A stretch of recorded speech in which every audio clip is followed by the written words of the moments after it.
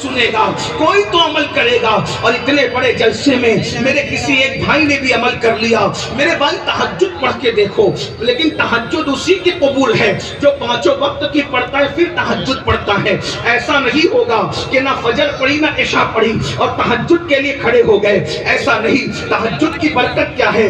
جس طریقے سے ورزش کرنے سے ہماری باڈی بنتی ہے، ویسے تہجد پڑھنے سے ہماری روح طاقتور ہوتی ہے۔ اور جب روح طاقتور، توجہ کرنا، جب ہماری باڈی، ہمارا جسم طاقتور ہوتا ہے تو اللہ اکبر، پہلی چیز تو ہم خوبصورت نظر آتے ہیں، دوسری چیز ہم ہر کام کر لیتے ہیں، وزن اٹھانا ہو، چلنا ہو، یہ کرنا ہو، وہ کرنا ہو۔ لیکن جب روح طاقتور ہوتی ہے تو آسمانوں پہ اٹھتی ہے تو لوح محفوظ کو دیکھ لیتی ہے، اور سینے پہ اٹھتی ہے تو دلوں کے حال دیکھ لیتی ہے۔ اللہ اکبر، روح کی طاقتور ہونے کے لیے تہجد بہت ضروری ہے۔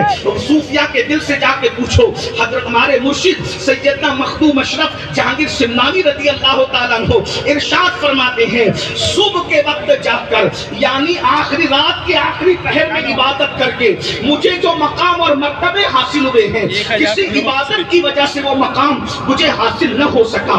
اس سے پتہ چلتا ہے کہ رات کے آخری وقت میں عبادت کرنا کس قدر عظیم ہے، کس قدر اس کی برکات ہے، کس قدر اس کے فیوز ہے۔ اس لیے مسلمانوں کو چاہیے، اگر اپنی تقدیر جگانا ہے تو رات کے آخری وقت میں جاگنا سیکھو۔ جو رات کے آخری وقت میں جگتا ہے اس کی تقدیر کبھی سوتی نہیں ہے، اس کی تقدیر ہمیشہ جاگ جاتی ہے۔ لیکن افسوس، شومیہ قسمت، میری قوم پر کون ماتم کرے، میری قوم کے حالات پر کون رونا روئے۔ اللہ اکبر، یہ قوم رات کے 3-3 4-4 بجے تک جاگتی ہے اور فجر کے وقت سوتی پڑی رہتی ہے۔ یاد رکھو، یہ رات دیر گئے تک جاگنے کا سلسلہ بند کرو۔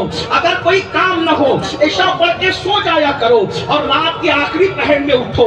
ایک بات میں یہ کہہ دوں، جو رات کے آخری پہر میں جاگ کر خدا کی بارگاہ میں گر گرانا سیکھ لے گا، انشاءاللہ اس کو کسی تعویذ کی ضرورت نہیں پڑے گی، اس کو کسی کے دروازے پر بھیک مانگنے کی ضرورت نہیں پڑے گی، اس کو کہیں پر گر گرانے کی ضرورت نہیں پڑے گی۔ وہ کبھی نہ کہے گا کہ میری بیٹی کو رشتے نہیں آتے، اس لیے کہ رات کے آخری وقت میں گر گرانے کی فضیلت الگ ہے۔ فوراً میرا عنوان آج وہ نہیں، کبھی یاد دلائے تو اس پر گفتگو ہوگی، لیکن کوشش کرنا۔ میں اپنے جوانوں سے کہتا ہوں، بہت سے میرے جوان ایسے ہیں نا، کہتے ہیں حضرت اتنی بڑی بڑی ڈگری لے کر گھوم رہے ہیں، نوکری نہیں ملتی۔ میں کہتا ہوں میرے عزیز، رات کے آخری حصے میں گڑ گڑا کے دیکھ، خدا مل جاتا ہے نوکری کی اوقات کیا ہے۔ کوئی کہتا ہے بیٹی کو رشتہ نہیں آتا، خدا کے یہاں گڑ گڑا کے دیکھ رات کے آخری حصے میں، پھر دیکھ اس وقت کے گڑ گڑانے کی بات ہی الگ ہے۔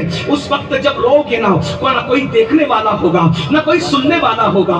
اللہ اکبر، تم ہوں گے، تمہارا یار ہوگا، اور اس وقت تو رونے کا مزہ ہی کچھ اور ہے۔ جب آنسو موٹے موٹے ٹپکتے ہیں تو دل کے بوجھ پر جو ہمالا رکھا ہے وہ اللہ اکبر ایسے اترتا ہے جیسے آٹے سے بال نکال لیا جاتا ہے، ویسے تمہارے دلوں سے مصیبتوں کا پہاڑ اٹھا لیا جاتا ہے۔ تھوڑا کر کے تو دیکھو، میری قوم سب ہم لوگوں سے کروانا چاہتی ہے، خود کچھ نہیں کرنا چاہتی۔ دعا آپ کیجئے، تعویذ آپ کیجئے، وظائف آپ کیجئے، یہ آپ کیجئے، وہ آپ کی محنت کرنا سیکھو۔ محنت اللہ کے رسول سے کہا جا رہا ہے، فَتَحَجَّدْ بِهِ نَافِلَةً لَكَ، آپ تہجد کا اہتمام کیجئے۔ مرتبہ کیا نصیب ہوگا؟ مقام محمود آپ کو ملے گا۔ اب یہ مقام محمود کیا ہے اس کو سن لیجئے۔ جس دن کسی کو کوئی مقام نہیں مل رہا ہے، اس دن صرف میرے اور تمہارے محبوب کو، میلاد والے مصطفیٰ کو جس کا کلمہ پڑھتے ہو، ان کو مقام محمود نصیب ہو رہا ہے۔ اور مقام محمود کی مختلف شکلیں ہیں۔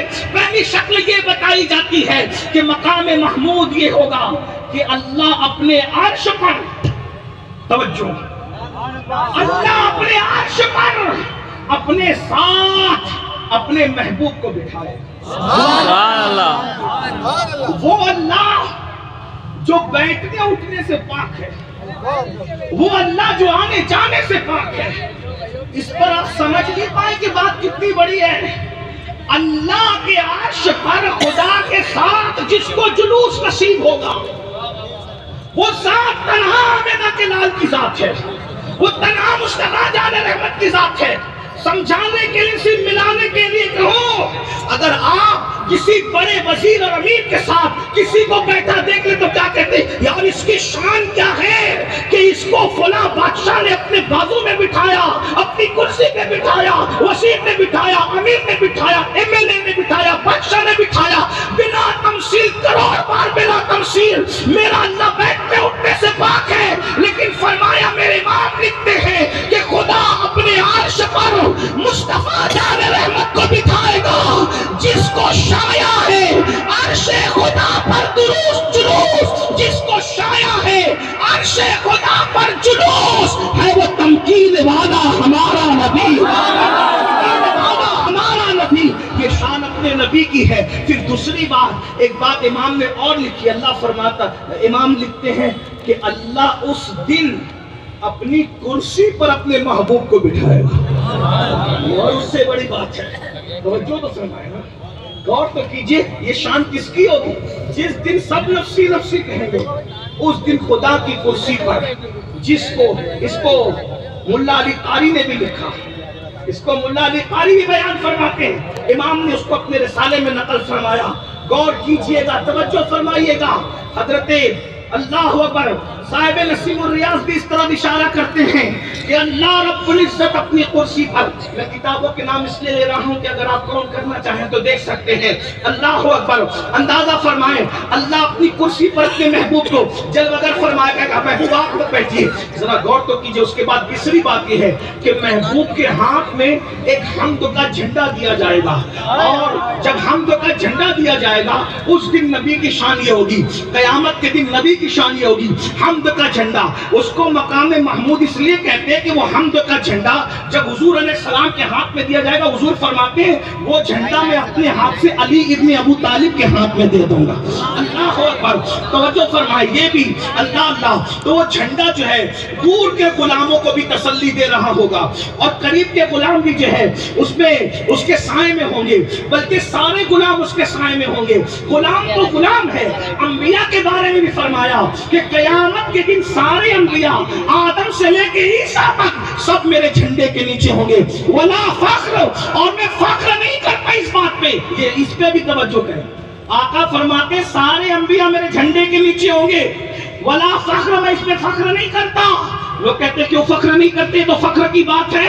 तो हमारे बुजुर्गों ने जवाब दिया, ये रसूलुल्लाह के लिए फख्र की बात नहीं है कि अंबिया उनके झंडे के नीचे हैं, ये तो नबियों के लिए फख्र की बात है कि वो मुस्तफा के झंडे के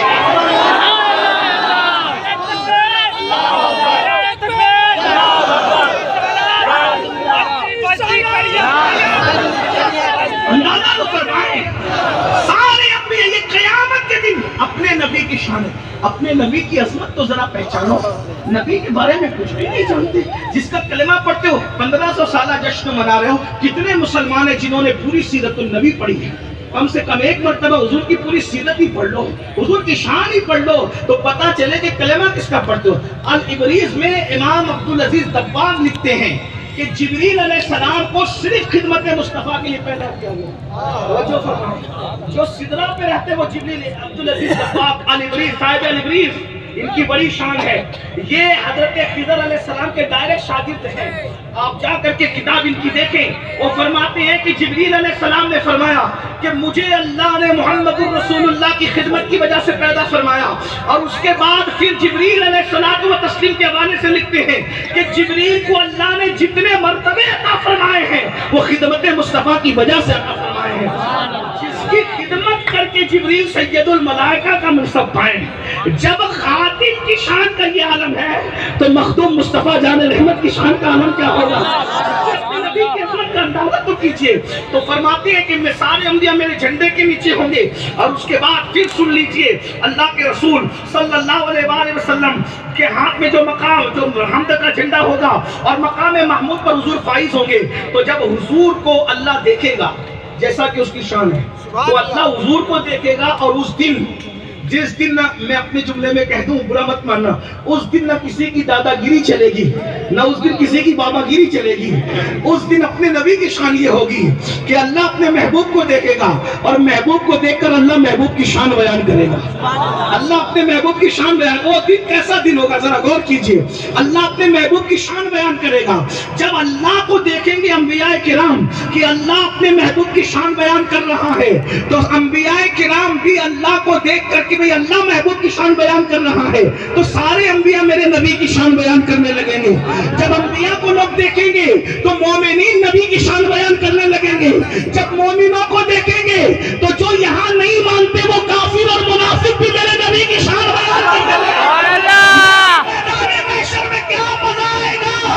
एक हस्ती होगी जिसको मुस्तफा जान रहमत कहते हैं, और पूरा मैदान महशर, चाहे 1-2 लाख नहीं, 1-2 करोड़ नहीं, 1-2 अरब खरब नहीं, अव्वलीन और आखिरीन सब जगह होंगे और सबका नारा होगा मोहम्मद हमारे। या रसूल अल्लाह।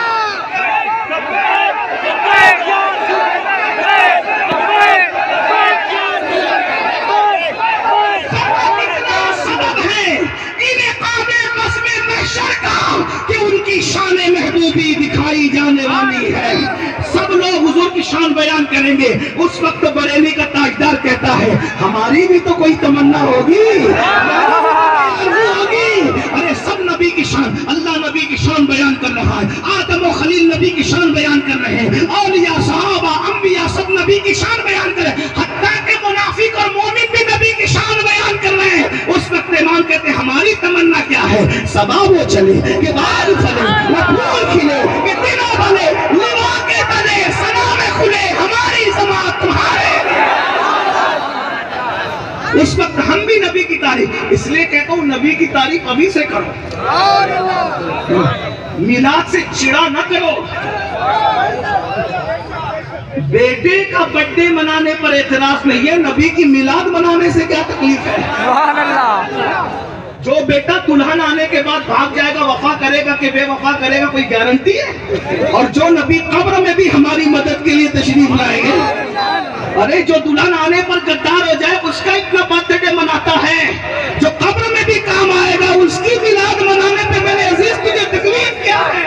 बल्कि तुझे तो ये कहना चाहिए कि उस जाने वफा के लिए सब कुछ कुर्बान कर दिया जाए, तो भी हक तो ये है कि हक अदा न हुआ। मुझे उन मुसलमानों से बहुत तकलीफ है जो मिलादुल नबी पर जश्न चरागा होता है तो वो कहते हैं ये फजूल खर्ची है। मैंने कहा बेटे की शादी की लाइटिंग तुझे फजूल खर्ची न दिखी? नबी की आमद का जश्न फजूल खर्ची दिखा? अरे मेरे अजीज, कुछ बोलने से पहले सोचा कर। गली सजाता है, कब सजाता है? बोले अब्बा हज से आए, अब्बा हज से आए तो गली सजाई कि अब्बा हज से आए, वेलकम करना है। अब्बा का हज कबूल हुआ कि मुंह पे मार दिया गया, कोई गारंटी है? अरे अब्बा हरम से आए तो तू उनके लिए गली सजाता है, और जो हरम को हरम बनाने के लिए तशरीफ लाया, जिसकी वजह से हरम हरम बन गया, जिसकी वजह से काबा काबा काबा था क्या, जरा पूछो तो सही। 1500 साल पहले काबा क्या था, जरा कोई सोचो तो सही ना। अरे वो तो 360 सनम कदों का अल्लाह अकबर मरकज़ नौवर बना दिया गया था। जिसने काबे की इज्जत को बहाल किया है उसे मिलाद मुस्तफा से बात किया, काबे की हुर्मत को बहाल किया, भारत की इज्जत को बहाल किया। ये मुस्तफा जान रहमत की शान है। मेरा उन्वान वो नहीं, लेकिन इतना जरूर कहूंगा हर मुसलमान को चाहिए कि मिलाद मुस्तफा में शिरकत करे। नहीं कुछ लगा सकते हो तो अपने घर के आगे एक बल्ब भी लगा दिया करो ताकि पता चले कोई आने वाला है। घर उसके सजते हैं ना जिसके यहाँ कोई आने वाला है। हाँ, आप हुजूर से रिश्ता रखते हो। मैं तो लोगों को कहता हूँ, लोग कहते हैं झंडे लगाने से क्या होता है? मैंने कहा झंडा लगाने से पता चलता है कि आपकी पार्टी कौन सी है। झंडा लगाने से पता चलता है आपकी, जिसका झंडा उसकी पार्टी है, उसी की पार्टी का, वो पूछना नहीं पड़ेगा जिसका झंडा लगा है उसकी पार्टी का आदमी। मिलाद का झंडा लगा लो, पता चलेगा मुस्तफा जाने रहमत का गुलाम।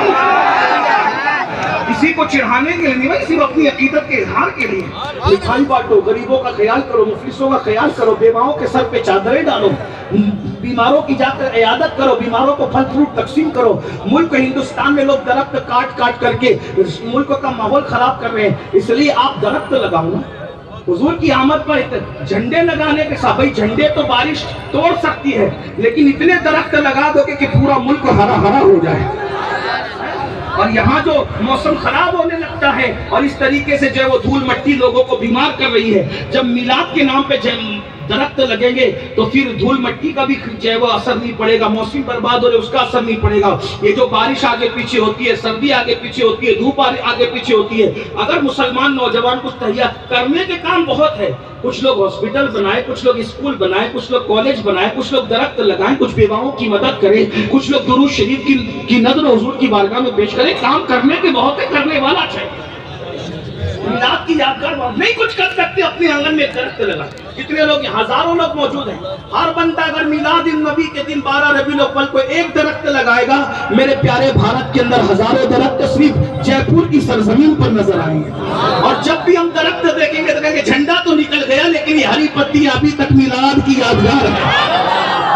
کرنے کی کام کرو, اور جب تک وہ درخت اللہ کا ذکر کرتا رہے گا اس کا اجر اللہ تمہیں عطا فرماتا ہے. یہ کرنے کے کام کیجیے نا. تو میں عرض یہ کر رہا تھا کہ حضور علیہ السلام کی ساری سب لوگ شان بیان کریں گے, سب شان بیان کریں گے. اب سن لیجئے, مختلف مراحل ہوں گے محشر کے. حضور کی ایک شان محشر میں کیا ہوگی اس کو سنیں, پھر دوسری بات اور بات ختم. اس لیے کہ تاخیر بھی, اور مجھے پتا ہے کہ روڈ پر جلسہ اس لیے جلدی ختم ہونا چاہیے. میں آپ سے زیادہ نہیں, بس 10 منٹ 20 منٹ کا ٹائم لوں گا, اس سے زیادہ نہیں. تھوڑی دیر غور سے سن لیں. قیامت کا دن ہوگا, اس دن بھی کیا شان ہے. سب لوگ میدان محشر میں پریشان ہو جائیں گے, اس لیے کہ محشر ایسا ہوگا. کوئی بات کروں نا, آپ تھک تو نہیں ہے کھڑے کھڑے؟ نہیں. جو کھڑے ان سے پوچھ رہا ہوں, آپ تو بیٹھے بھائی, وہ جو کھڑے ان سے پوچھا. 2-4 ہاتھ اٹھتے ہیں تو مجھے سمجھ میں نہیں آتا ہے. ایک بار سب مل کر بلند آواز سے درود شریف پڑھ لیں.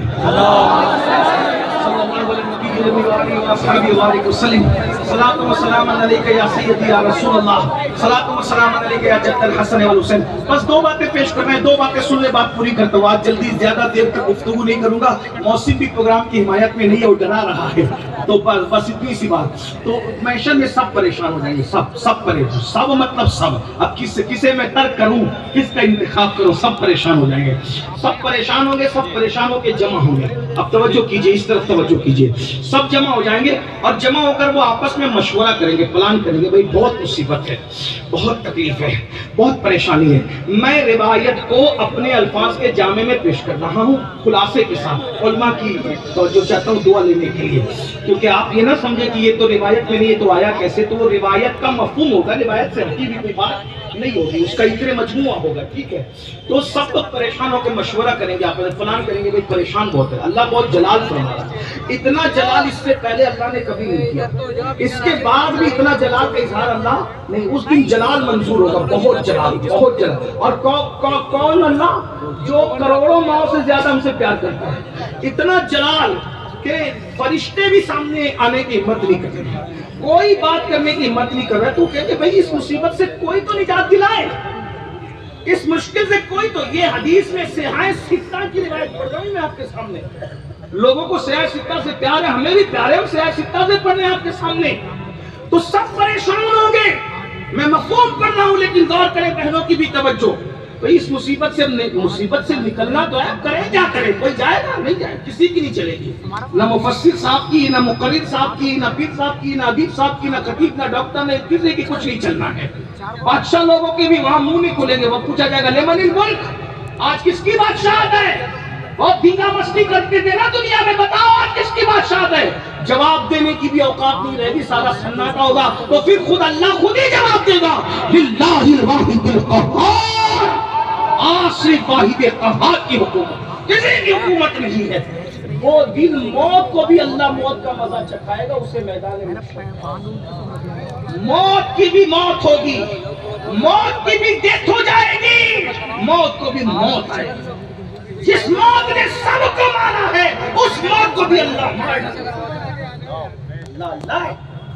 وہ میدان محشر ہے. سنیے, سب جمع ہوئے. بھائی کیا اس مصیبت کا حل کیا ہے؟ بولے بھائی جی کام کرتے ہیں, ابا سے بڑا کام کون بنانے والا ہے. چلو ابا کے پاس چلتے ہیں, ابا کام بنائیں گے. اب سب کے ابا الگ الگ ہے تو کتنے ابا کو ڈھونڈے گا؟ سارے ابوں کا جو ابا ہے اس کے پاس چلو، اور سارے ابوں کا ابا کون ہے؟ تو اسی کو حضرت آدم علیہ السلام کہتے ہیں۔ سبحان اللہ۔ اب یہاں ایک جملہ اور لوگ ایڈ کر لیں تاکہ لوگوں کی بھی اصلاح ہو جائے۔ یہ جو کہتے ہیں نا انسان پہلے بندر تھا پھر بندر سے انسان بنا، تو جو بندر والے ہیں وہ جانے ہم بندر سے پیدا نہیں ہوئے ہیں، ہمارا باپ آدم ہے، آدم، اور اتنا خوبصورت تھا ہمارا ابا۔ بندر تو آج بھی خوبصورت ہے، اس کو آج بھی استغفار کر، اس کو دیکھو تو سنت یہ کہ استغفار کیا جائے۔ بندر کی شکل دیکھ کر استغفار کرنا سنت ہے، جب بھی سور اور بندر کو دیکھو تو استغفار کیا کرو، یہ سنت ہے۔ اللہ اکبر۔ تو یہ کہتے ہیں کتنی انسانیت کی توہین کرتے ہیں، ہیومن رائٹس کی بات کرتے ہیں اور انسانیت کی توہین کرتے ہیں۔ بندر سے پیدا ہونے والے عجوبہ کو انسان نہیں کہتے، آدم سے پیدا ہونے والے انسان کو آدمی کہتے ہیں۔ ہم بندری نہیں ہیں، ہم آدمی ہیں، اس لیے کہ ہمارا باپ بندر نہیں، ہمارا باپ آدم ہے۔ اور اتنا خوبصورت تھا ہمارا ابا آدم علیہ السلام کہ فرشتوں نے جس کے آگے سجدہ کیا ہے۔